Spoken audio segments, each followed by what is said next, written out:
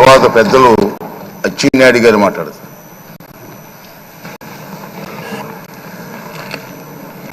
అధ్యక్ష, 16వ శాసనసభకి శాసనసభాపతిగా, అందులో మా ఉత్తరాంధ్ర జిల్లాల నుంచి 5వ శాసనసభాపతిగా ఎన్నికైనందుకు తెలుగు ప్రజల తరపున, ముఖ్యంగా ఉత్తరాంధ్ర ప్రజల తరపున, తెలుగుదేశం పార్టీ తరపున హృదయపూర్వకంగా మీకు అభినందనలు తెలియజేస్తున్నాను.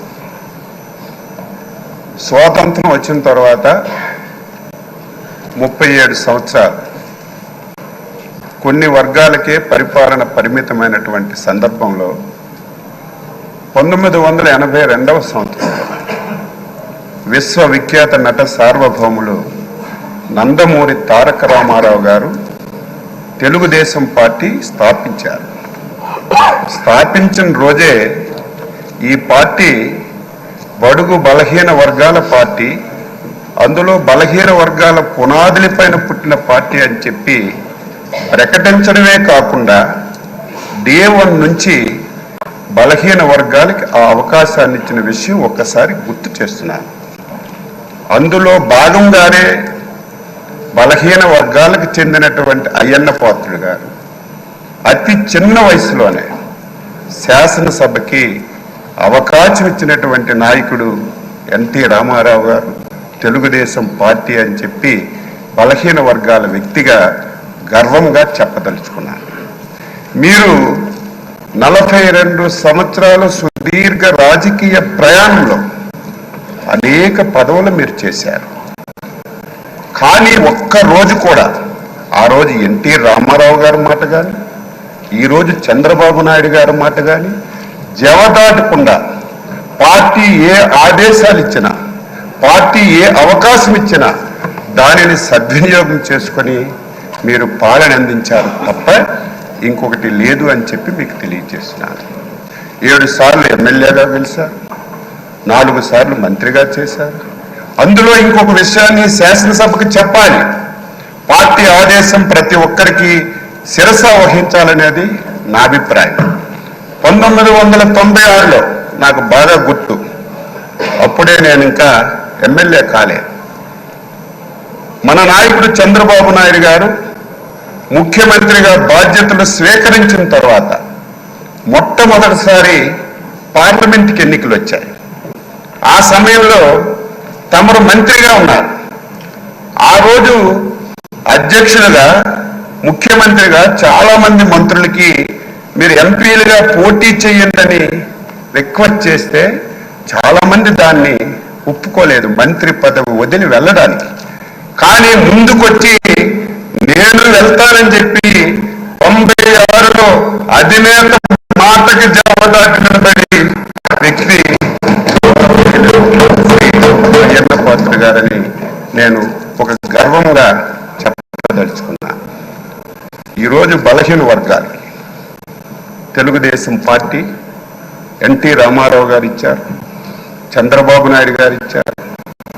ఈరోజు ఎన్డీఏ పార్ట్నర్స్తో సహా ఆ విధానాన్ని కొనసాగిస్తున్నారు.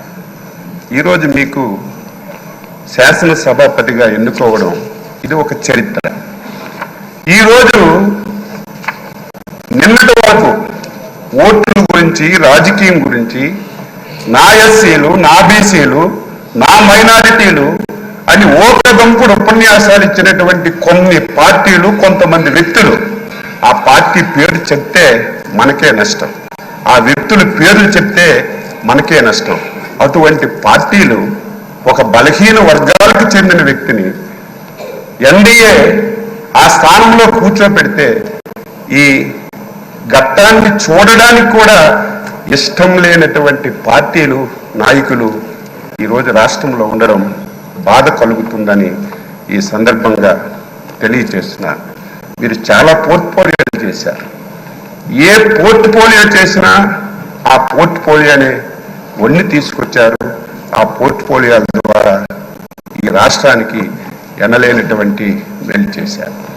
గత శాసనసభ ఇప్పుడే మా అధ్యక్షుల వారు పవన్ కళ్యాణ్ గారు, లోకేష్ బాబు గారు అందరూ చెప్పారు.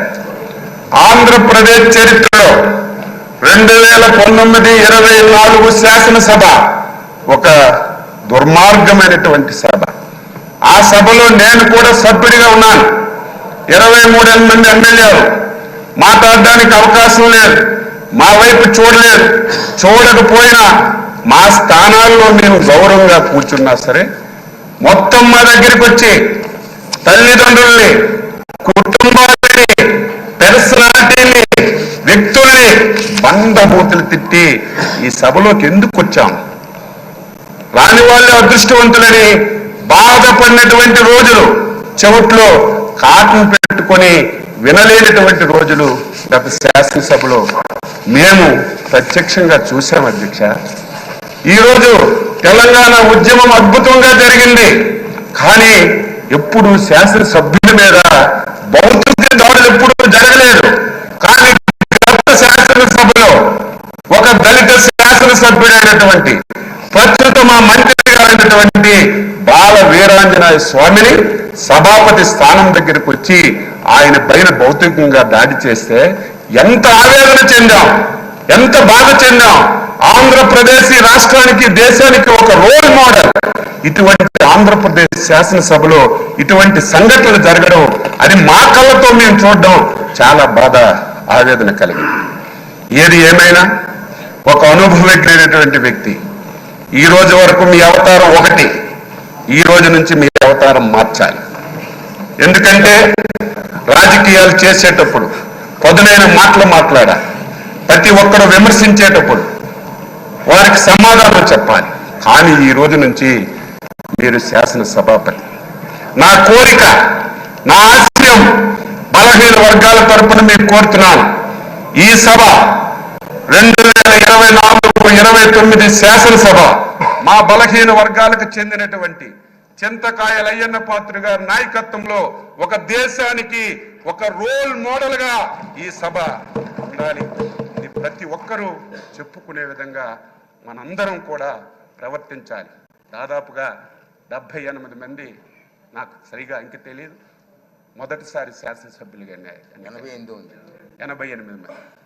కొంతమంది ఒకసారి 2 సార్లు అయ్యారు.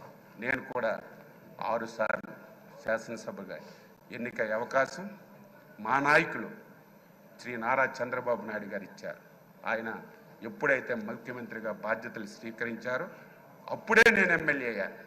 నేను కూడా సభ్యులందరికీ కోరుతున్నాను, ఎవరమైనా సరే కొంతమంది వ్యక్తులు పేర్లు ఈ శాసనసభలో వినడానికి వీలు లేదు, పార్టీలు పేర్లు ఎక్కర్లేదు.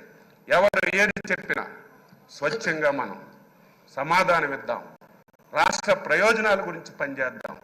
ఈ పార్టీ మీద ఒక అచంచలమైన విశ్వాసంతో, ఎన్డీఏ మీద ఒక అచంచలమైనటువంటి ఒక నమ్మకంతో ఒక మ్యాండేట్ ఇచ్చారు.